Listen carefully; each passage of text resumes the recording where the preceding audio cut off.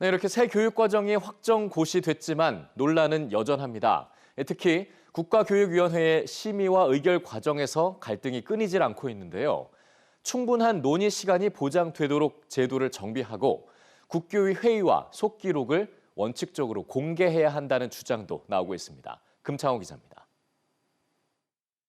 지난 14일 2022 개정교육과정 심의본이 의결된 날 국가교육위원회 전체 회의에 출석한 위원은 모두 19명이었습니다.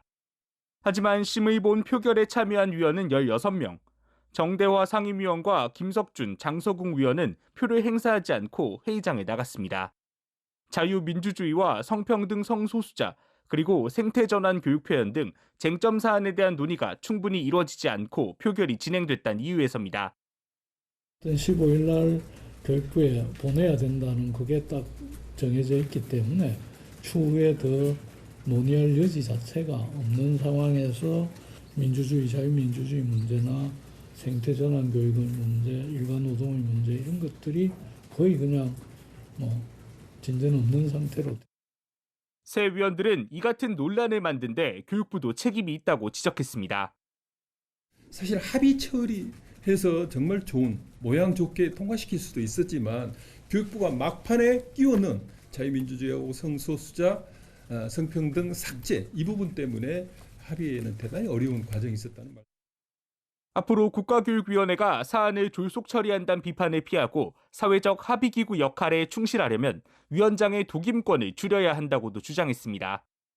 현재 회의 소집과 안건 설정 과정에 대한 합의된 절차가 없고 국교의 내부 특별위원회 위원장 선임 등 일부 절차는 이배용 국가교육위원회 위원장 혼자 처리할 수 있다는 겁니다. 이들은 또 국교의 업무 범위를 정확히 설정해 교육부와 권한 다툼이 발생할 수 있는 소지를 없애고 속기록 공개를 통해 회의 과정 역시 투명하게 해야 한다고 설명합니다.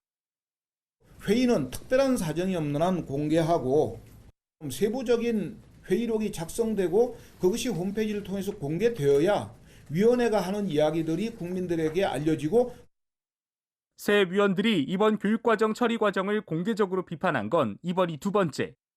앞서 김태준 상임위원 등 국교의 위원 10명은 교육과정을 졸속으로 처리하지 않았다며 합의 정신을 파기한 건 표결 과정에서 퇴장한 3명의 위원이라고 반박했습니다.